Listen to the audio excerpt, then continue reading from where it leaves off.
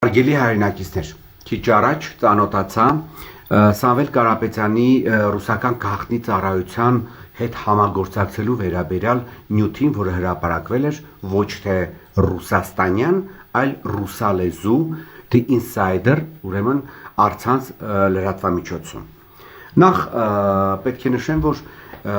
մեր հանրությունը պետք է առաջնայինը հասկանա, թե օրինակ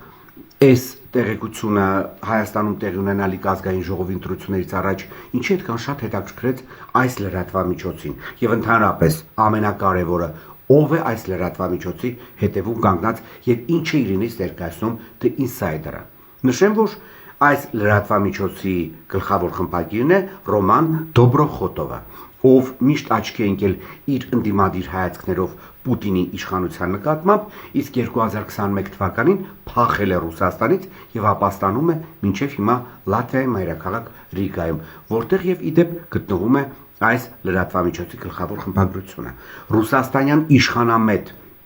ուրեմն լրատվամիջոցները, ինչպես նաև գործիչները բազմիցս մեղադրել են Ռոման Դոբրոխոտովին արևմտյան պետությունների գաղտնի ծառայությունների հետ սերտ կապեր ունենալու, նրանց պատվերները կատարելու, ինֆորմացիոն պատերազմում նրանց ուրեմն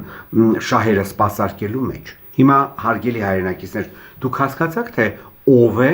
The Insider-ի գլխավոր խմբագիրը եւ ինչու է Սամվել Կարապետյանի իբր թե ուրեմն ռուսական գաղտնի ծառայության գործակալ լինելու մասին տեղեկությունը հրապարակվել հենց այս լրատվամիջոցում։ Իդեպ կանխավ նաև նշեմ, որ Սամվել Կարապետյանի երկրպագուն չեմ, նրա թիմից չեմ եւ որևէ ձևաչափով նրանց հետ կապ չունեմ, բայց այստեղ խնդիրը նրանում է, որ ես տեսնում եմ, որ արևմտյան գործակալական ցանցի ներկայացուցիչները ակտիվորեն փորձում են հիմարացնել մեր հասարակությանը։ Լավ, եւս մեկ հարց մեր հասարակության անդամներին, այդ թվում նաև նիկոլականներին։ Ժողովուրդ, դուք իրոք մտածում եք, որ կենցաղային մակարդակով ասած պասպորտ սեղանի տվյալների մեջ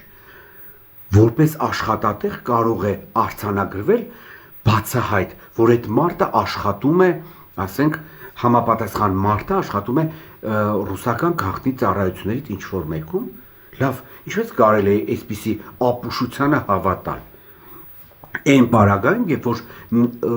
ներքին գործերի նախարարության անձնագրային վարչության տվյալները հասանելի են հազարավոր մարդկանց,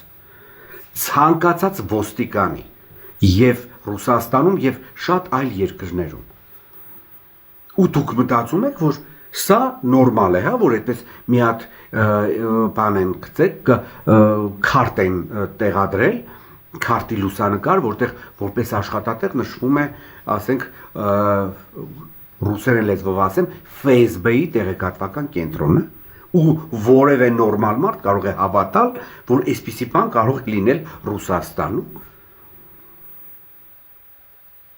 Դա կարելի է մեկնաբանել հետևյալ կերպ, որ համապատասխան մարդը, օրինակ Սամվել Կարապետյանը 2006 թվականից եղել է ռուսական գաղտնի ծառայությունների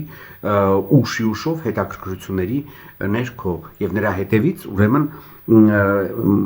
այսպես ասած սլեշկա է եղել, լավ ռուսերեն տարբերակով ասեմ։ Ասենք Հայաստանի Հանրապետության նման երկիրը, որը գրեթե չունի ուրեմն գաղտնի ծառայություններ, որովհետև գաղտնի ծառայությունների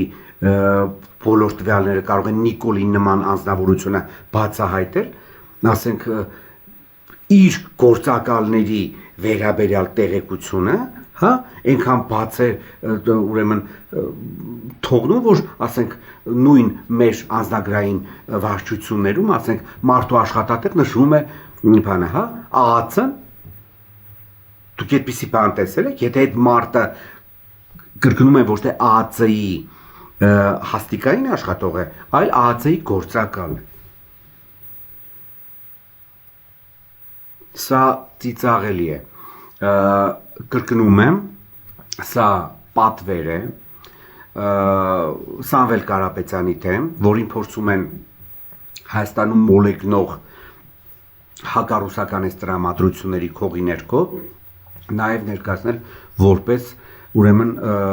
ռուսական գաղտնի ծառայությունների գործակալ եւ այդ անպատվաբեր գործը կատարում է Լատվիայի մայրաքաղաքում պատսպարված The Insider առցանց ռուսալեզու լրատվամիջոցը, որի գլխավոր խմբագիրն է Ռոման Դոբրոխոտովը։ Իդեպ նաև նշեմ, որ ըստ որոշ տեղեկությունների Ռոման Դոբրոխոտովը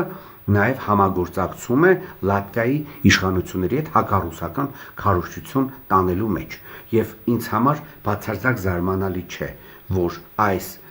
տեղեկությունները Սամվել Կարապետյանի վերաբերյալ եւ այլ մարդկանց վերաբերյալ հայտնվեցին The Insider-ում ընդամենը Լատվիայի արտգործնախարարի Երևան այցից 2 շաբաթ հետո։ Այդ մեկ։ Եվ երկրորդը, նաև նշեմ, որ Ռոման Դոբրոխոտովը շատ տաղանդավոր անձնավորություն է, շատ լավ վերլուծություններ ունի, բայց ինքը ունի մի հատ շատ վատ կողմ։ Ինքը լինելով արևմտյան ուրեմն գաղտնի ծառայությունների սպասարկող եւ նրանց շահերը առաջ տանող շատ հետաքրքիր մի աշխատավոճ է որտեղ գրել, ուրեմն ինքը 20% արտար եւ ճիշտ տեղեկատվությանը գումարում է 80% կեղծիքը եւ այդ տեսանկյունով ուրեմն կերակրում է հանրության լայն շերտերին այդ տիպի տեղեկություններով եւ խնդիրը նրանում է, որ շատ-շատերը Ռոման Դոբրոխոտովի վերլուծություններին ճակերտավոր ասած հավատում են, որովհետև մեջ կա եւ ճիշտը եւ սխալը, ճիշտի մասին, որը շատ մեծ քանակության մարդկանց համար ուրեմն հասանելի եւ նրանք դա գիտեն, ուրեմն դա շատ նորմալ է, ընդունվում է, բայց այդ կեղծիքը, այդ ճշտի հետ, ես ասած թացը չորի հետ գնալով խառնվում է եւ ցավոք սրտի մարդկանց մեծ մասը խափնվում են հենց Ռոման Դոբրոխոտովի կողմից։